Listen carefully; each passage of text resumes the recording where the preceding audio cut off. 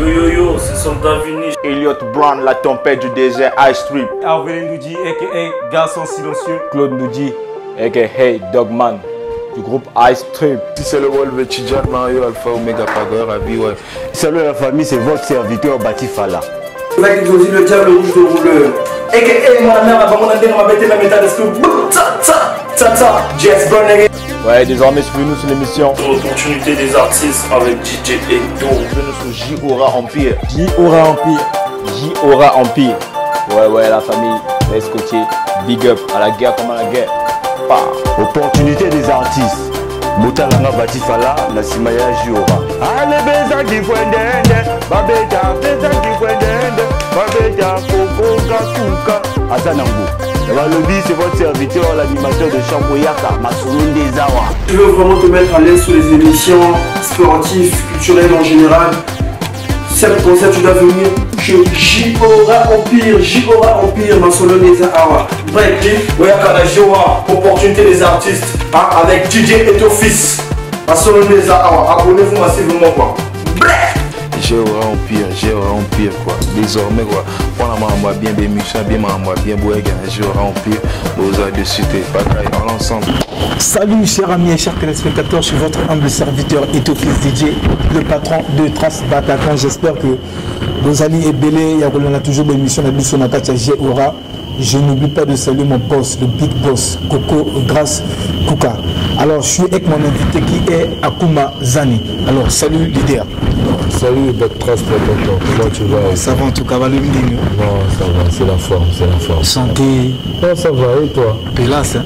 Non, tu connais. Pas sûr que oui, vraiment. C'est les petites santé, si on s'habille bien aujourd'hui, c'est grâce à toi. On va pas jouer les martyrs. En tout cas. Ouais. Voilà, donc c'est là Akuma Zani. Alors, sans plus tarder, mesdames et messieurs, vraiment, vous allez toujours scotcher la page Nabiso qui est J-Aura. Alors, qui est Akuma Zani depuis Abidjan, Bazo, Nabiso, en tout cas les Ivoiriens, félicitations. Et puis, voilà, Malé Belé, on a des missions. Qui est Akuma Zani?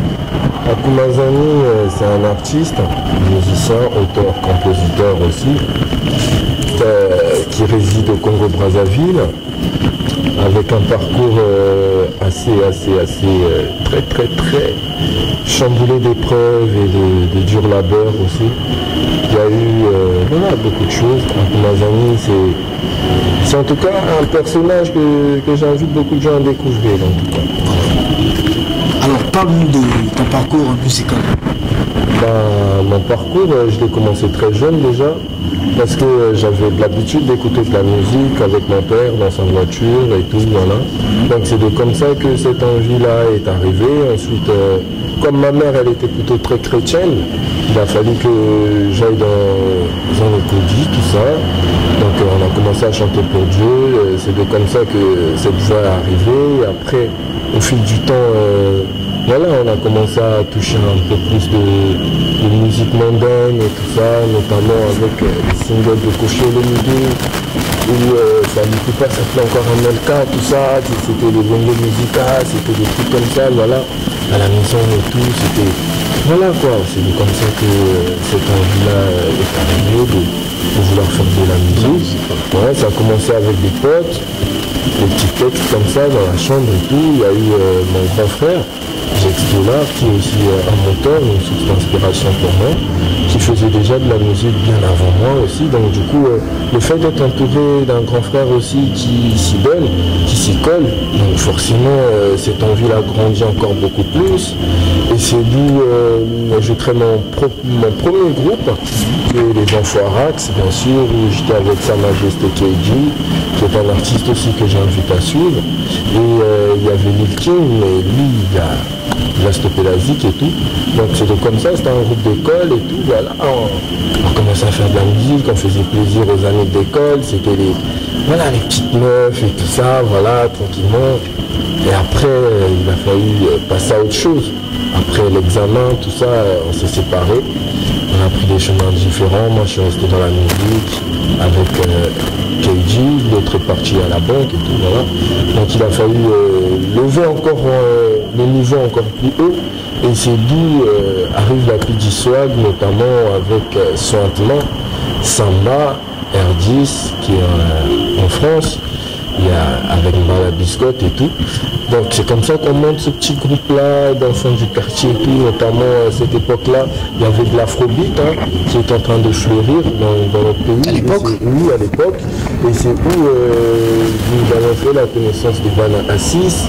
Nous avons été aussi émerveillés par Ambeda Music aussi également, vu qu'ils sont dans le même quartier que moi, c'est le plateau. Donc notamment on était un peu influencés par la musique de nos grands frères et tout. Donc il y avait Bizaïs qui était là avec Stonic, au Kata Kata, le premier Violence Musique et tout, c'est là-bas où on posait nos petits singles et tout. Ça marchait plutôt bien, jusqu'au jour où voilà, le single boss il pète, il y a eu des concerts derrière, il y a eu Charles Tabou derrière, il y a eu beaucoup de gens qui ont soutenu, il y a eu Junior Pierre Aubin notamment qui continue à le faire jusqu'aujourd'hui, je le salue d'ailleurs. Il y a eu beaucoup de gens qui ont porté, qui ont supporté cette musique afin qu'aujourd'hui on puisse sortir un peu la tête de l'eau. Voilà. Donc je pense que vous avez la douce et belé, Bana Dolizi, na bossa libinoté, pourquoi pas, Bana Yawiso. Voilà. Alors, qui représente Sointement pour toi? Sointement, tout d'abord, c'est un frère. Parce que je l'ai connu, il était plutôt très jeune. Il était en collège, moi j'étais déjà au lycée. Donc ça se fait qu'il fréquentait mes petits frères et tout, notamment R10, parce que c'est son frère. Ils sont tous unis par la famille de Tabou. Vous ressemblez apparemment de Sointement. À l'époque, je me disais que vous étiez des frères, toi aussi. Ah ouais, c'est beaucoup de personnes font souvent référence à cette ressemblance-là, des fois, oui. Tout à fait. De toutes les façons, c'est même lui qui m'a fait mes tatouages. Ah bon? Ouais, j'ai des tatouages là, ouais, c'est Sointement qui m'a tatoué, tout ça. Oui, il y a eu sa mère qui nous soutenait grave dans la musique, il y a eu sa défunte tante, Lala l'impératrice, qui nous soutenait également.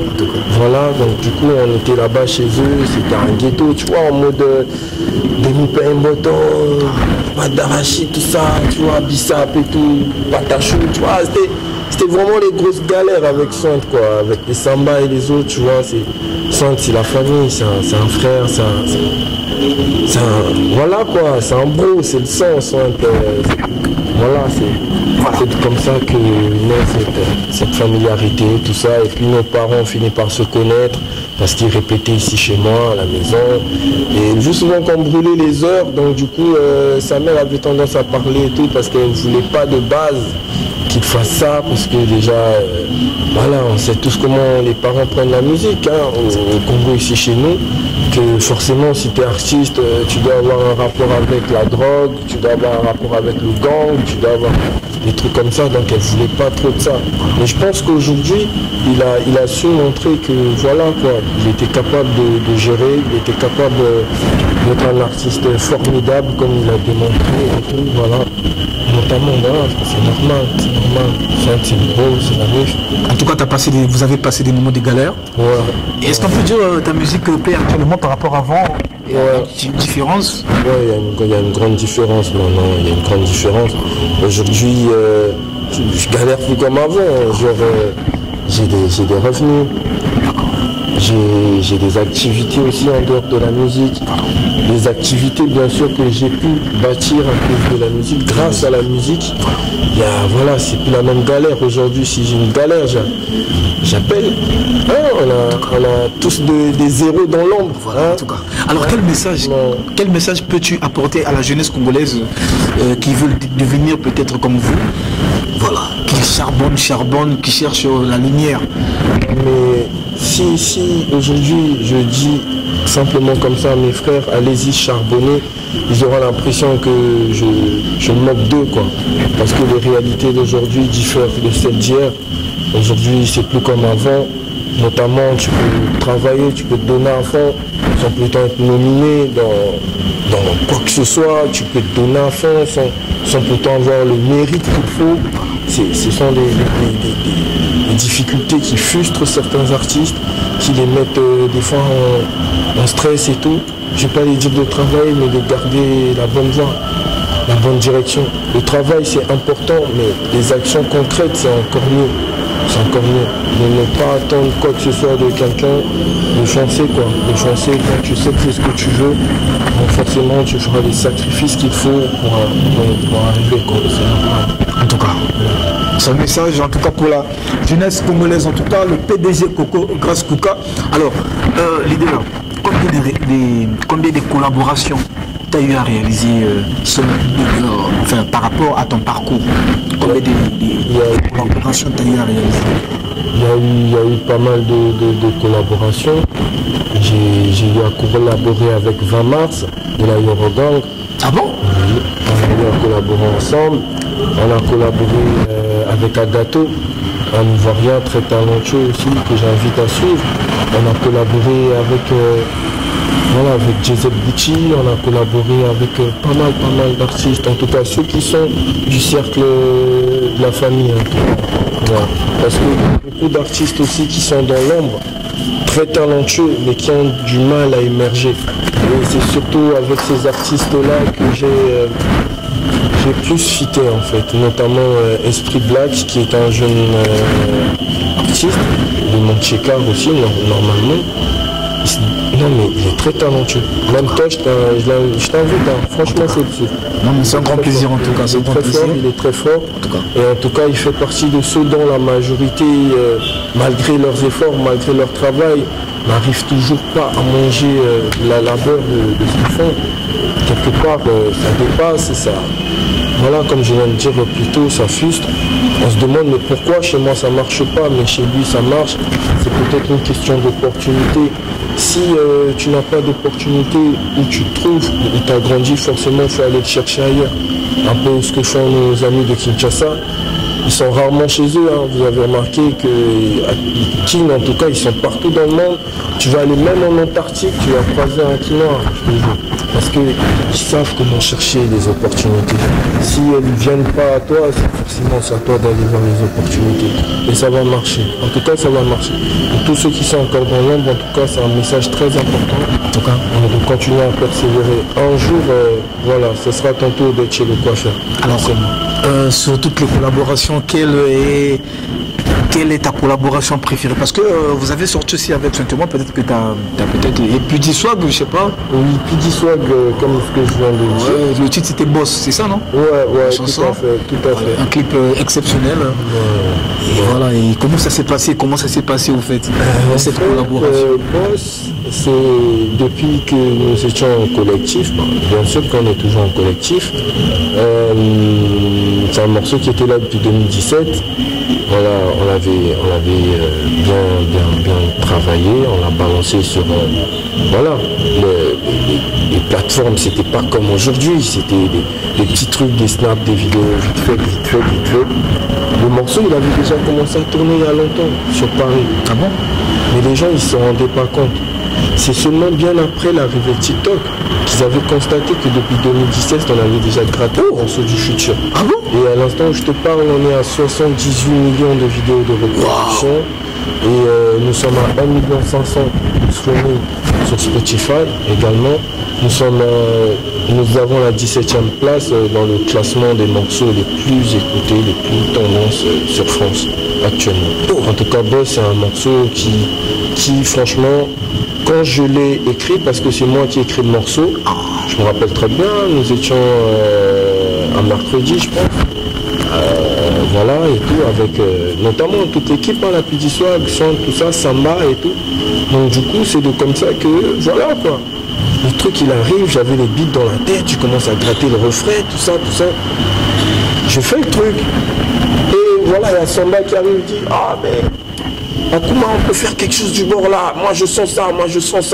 Moi j'ai dit ouais t'inquiète, même moi aussi j'ai capté la tendance, tout ça. Donc le lendemain on va chez JS, parce qu'après Stonic, c'est JS avec qui on travaillait. Donc JS, voilà, il écoute la prod et tout, voilà. Automatiquement le truc il se fait. Ils ont ajouté leur couplet. J'avais déjà mon couplet à moi, comme c'est moi qui écrivais le son. J'avais déjà le couplet, j'avais déjà gratté le refrain. Donc tout est passé comme ça, crème. Et du coup quand TikTok est arrivé, il fallait se recontacter parce qu'il y avait des choix à se faire. Voilà. Donc voilà, le morceau tournait déjà, donc forcément voilà quoi. Avec ce genre de millions de vues, ouais, forcément il fallait faire quelque chose. Le clip a été réalisé par King Chris. En tout cas, félicitations à King Chris, en tout cas c'est l'un des meilleurs réalisateurs de Kinshasa. Oui, King Chris. Bien sûr, on n'est pas resté comme ça, en mode voie lactée, non, c'est mort. Hein. On nous a appelés, par Justin Records. Ouais, depuis la France. Donc, du coup, on signe tout va très vite. Après, il y a NEW Worldwide qui arrive derrière. Est-ce que tu sais un peu d'impressionner téléspectateurs ou bien certains artistes qui vont nous suivre ou bien? Non, c'est réel. Oui, c'est réel, ce sont des faits. Le son, il est là, mais on n'en parle pas. Ici, ils continuent à faire les sourds, mais ils connaissent le son en fait. Parce qu'à chaque fois qu'on monte sur scène, il suffit juste que je chante le refrain, ils connaissent tous la suite. Ah bon? Oui, mais il y a même des gens qui m'ont dit, mais pourquoi vous n'avez pas été nominé, par exemple, au Big Street Award là? Pourquoi vous n'êtes pas au Brazza Best Award? Pourquoi vous n'êtes pas? Pourquoi? Ben moi-même, je ne sais pas pourquoi. Moi-même, je ne sais pas pourquoi. Le morceau, il est là, il a fait un gros buzz planétaire. C'est ça, exactement. Voilà, le morceau, il a cartonné de ouf. Donc je trouve ça quand même bizarre de savoir qu'il y a 78 millions de personnes qui ont fait des vidéos sur ce son. Un chiffre qui n'a jamais été réalisé par un artiste ici au Congo. Je ne dis pas Brazzaville, mais je dis le Congo, qui ne se retrouve dans aucune catégorie. On peut fermer les yeux sur certaines choses, mais quand on dépasse un peu la limite autorisée, je pense qu'il faut que, voilà quoi, qu'on revienne un peu, qu'on mette un peu de l'eau dans nos vins. Parce qu'à un moment, comme je viens de dire, quand tu vois un truc comme ça et que tu n'as pas le mérite qu'il faut, surtout chez toi, c'est autre chose. Il y a notamment le frère, Tidjane Mario, qui était en concert à Paris, avec le jeu bien sûr que je salue, l'Aigle, Fali Poupa, pour le Puy Arena et tout. Il a rencontré R10 parce qu'avec Tidjane Mario, depuis ici, on avait très bonne relation, très bonne relation déjà, en mode assise quoi. On causait plus avec Tidjane, Diesel et puis Derrick derrière. Voilà, c'était vraiment eux, nos grands frères quoi. Ouais. Parce que de base, c'est eux qui nous ont soutenus. Hein. Quand on a commencé Pidi Swag, là, c'est eux qui nous ont soutenus. Ils ont commencé leur répétition chez Dora, ils nous ont mis. Quand ils faisaient les premières parties de leur concert, tout ça, ils nous mettaient toujours. Quand ils avaient des contrats, quand ça bougeait, tout ça, donc forcément, c'est pas parce qu'il y a ce game-là qui s'est installé qu'il faut faire un choix. On ne va pas demander à un enfant de choisir entre son père et sa mère tout simplement parce qu'ils se sont chamaillés, hein, on est d'accord. Donc du coup, voilà quoi, Tidjane Mario avec R10 et tout, ils arrivent, mais avant le concert, ils étaient en mode posé, en mode dans un grand chignon, malade. Quand on balance le son, il a vu le frérot, il a vu ce que ça a donné. Ouais, comme R10 était là, notamment il a fait le dernier couplet, donc il était sur scène et tout. Il y a Tidjane Mario aussi qui était là et tout, il a commencé à bouger avec lui sur scène et tout. Ambiance de malade, il y avait Angelica Tibraza qui était là, c'était un truc de ouf, en tout cas il y avait Charles Tabou bien sûr, qui était là, voilà, qui n'avait pas manqué de prendre des images, parce qu'avec le Congolais, il faut toujours avoir des preuves. Et ce que je dis là, j'ai des preuves. Donc c'est simple, peu importe la plateforme, Pidi Swag, tout simplement, ou si vous voulez avoir plus de détails, c'est sur mes réseaux sociaux à moi, c'est Akumazani officiel, Facebook, Snapchat, tout ce que vous voulez, Instagram. C'est là-bas où tout se passe, c'est là-bas où je poste tout ce que je fais, toutes mes activités. En tout cas, c'est sur mes réseaux. Donc, voilà quoi, le truc il s'est fait comme ça. Naturellement. Voilà.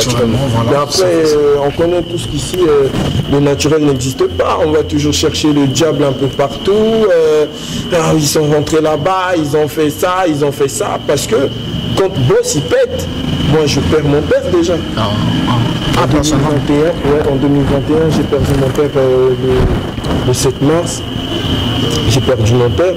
Donc une année après, 2022, c'est où le son il pète. Et les gens, tu vois, ils ont commencé à avoir des idées. Parce qu'il y avait quand même des gros stars qui ont fait des vidéos avec. Voilà, il y avait Emma Loès, il y avait Joseph Bucci, il y avait beaucoup de grosses têtes. Il y avait Jason Statham, il y avait trop de gens, il y a même des artistes que j'ai oublié, mais je te jure. En tout cas, tu peux aller voir. En tout cas, les téléspectateurs, allez voir. Je pense que c'est un artiste à soutenir de près, comme de loin, Akumazani. Alors, Akumazani, quand tu as pris la nouvelle Entre ton frérot, Santemo et Diesel, qui sont rentrés en guerre, je sais pas, je pense que tu avais déjà pris la nouvelle. Et quelle a été ta réaction? C'est le game. Pardon? C'est le game. C'est le game?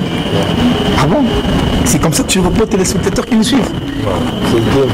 C'est le game. Donc t'as pas de problème avec Santemo ni Diesel? Non. Voilà. Non. On passe. Alors, entre Diesel et Tidjane, qui est ton préféré? C'est ce que je dis plus tôt, hein. On va pas choisir. On va pas choisir. On va pas choisir. Au moins, tu as peut-être des sentiments envers les deux.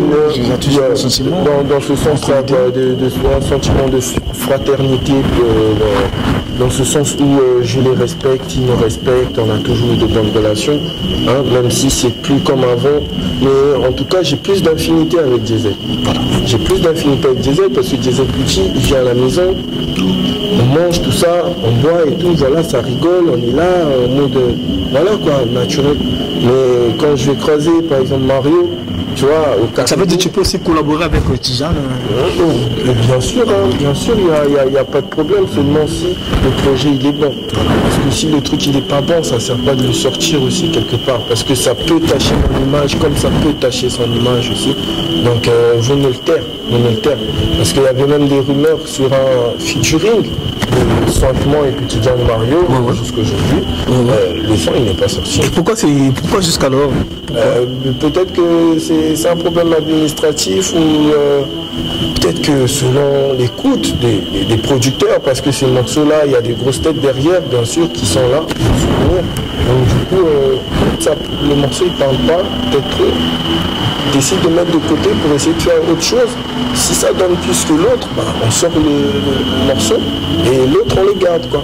Ah bon, c'est comme ça que ça se passe, hein? Ah ouais, en studio c'est comme ça que ça se passe. Vous pouvez enregistrer 10 sons, 20 sons, mais dans les 10 ou les 20 sons, il n'y a que 5 sons qu'on retient. On retient que 5 sons. Le reste, t'écoutes à la maison avec tes potes, t'en fais ce que tu veux, mais voilà, c'est déclassé dans les projets quoi. Logiquement, c'est comme ça. En tout cas, un bon parolier, Akuma Zani. Voilà. Alors, quels sont tes préférés parmi ces collaborations? Quels sont tes préférés? Quand tu as la piole, tu sens que non, en tout cas, vraiment bien que quand tu ton jive seul, peut-être avec des potes, voilà, tu te dis non, en tout cas, vraiment là, vraiment, j'ai travaillé, j'ai bossé sur tes collaborations. Il y en a pas vraiment que Diesel, je pense que ça part épater aussi le territoire. Non, il est en studio comme je dis. Vous n'avez pas encore posé que... Si déjà le morceau il a été posé, tout ça. Mais c'est pas encore. Voilà, c'est pas encore truc. Parce qu'on ne sort pas un morceau pour le sortir.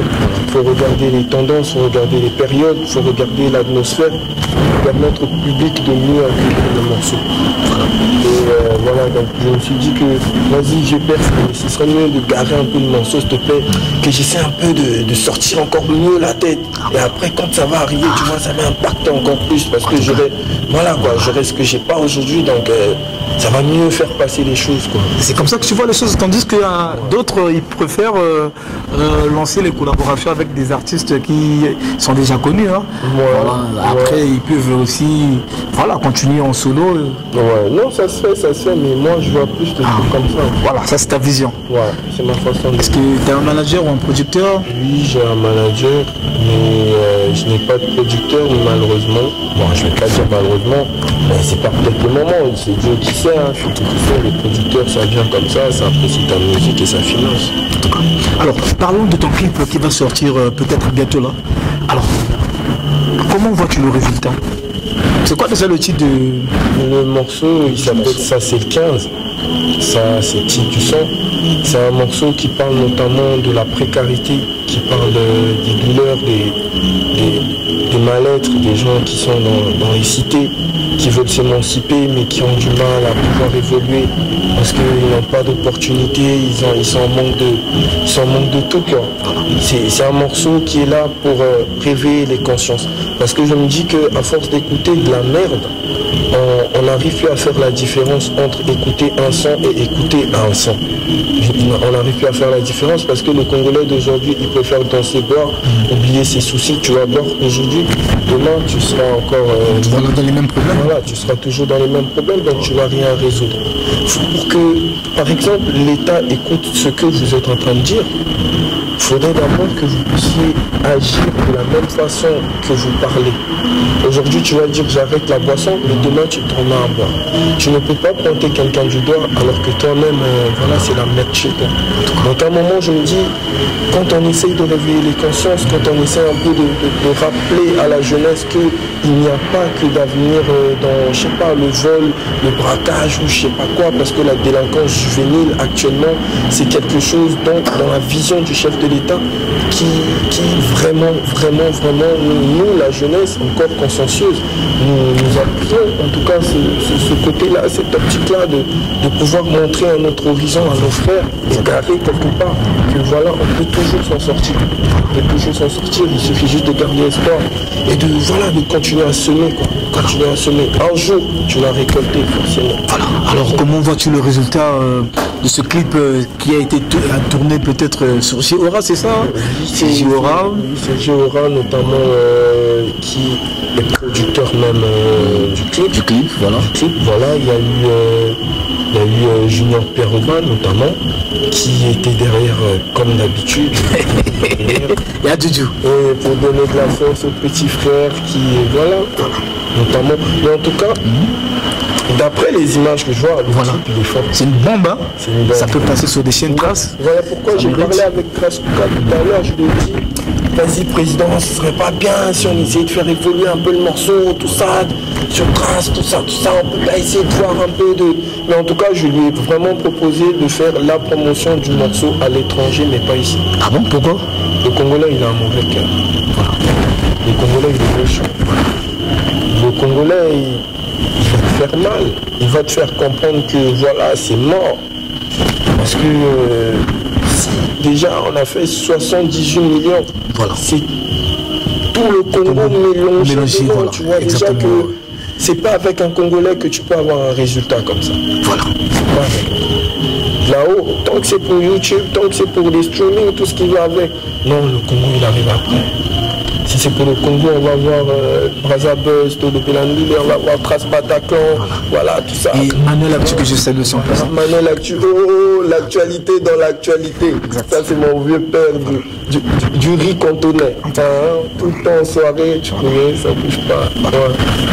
En tout cas, voilà, moi j'en profite de saluer l'établissement Capi Bokar et pourquoi pas Bilele, hein, le meilleur habilleur tanzanien Bilele, vraiment Mabanganangwana. Alors, quel message peux-tu apporter à tes fans en cette année 2024? Restez concentrés parce que cette année, on avait dit qu'on va ravir les trophées. Donc je pense qu'on doit réaliser ce qu'on dit. Mais seulement pour aboutir à quelque chose de très solide, il faudrait vraiment que tous les fans, tous les boss de la capitale, puissent être derrière ceux qui se battent pour la culture de ce pays. Il faudrait que les fans, et même encore voir d'ici et d'ailleurs, puissent... en tout cas, ne puisse pas désespérer. Si quelqu'un reste calme, il est dans son coin, tu vois, crois pas qu'il est mort. Voilà. Donc voilà, 2024 en tout cas, ça promet d'être quelque chose de très unique en tout cas. Ouais. Ça c'est pour les fans d'Akumazani. Ouais. Alors, leader, tu as un trophée ou bien des trophées? Nous avons eu à avoir... j'ai eu à avoir le trophée de Mwana Quartier. Ouais, personnellement? Oui, personnellement, c'était en 2017. Nous avons eu, comment est-ce qu'on appelle? Un certificat, c'est ça? Une certification, un bail genre d'honneur. Voilà. C'est pas un trophée, voilà. C'est important, tu vois. Exactement. Quand tu observes, tu vois, ouais, un jour j'étais dans le tableau d'honneur, on m'a félicité. Voilà. C'est déjà vraiment beaucoup pour ta carrière. Oui. Voilà, déjà en place, c'est déjà bien. Logiquement. Et Et après, voilà, on s'est arrêté là. Et ensuite, il y a eu direct des streaming, tout ça. Mais après, je me dis que si Boss continue toujours dans cette perspective-là, il serait possible de ramener le disque d'or, hein. Un peu comme les d'Afrique. Ça, en tout cas, on va parler de Yalouda tout à l'heure. Alors, leader, entre TC 2000 et B2O, Booba, si on te proposait un featuring entre TC et Booba, lesquels entre les deux préférais-tu?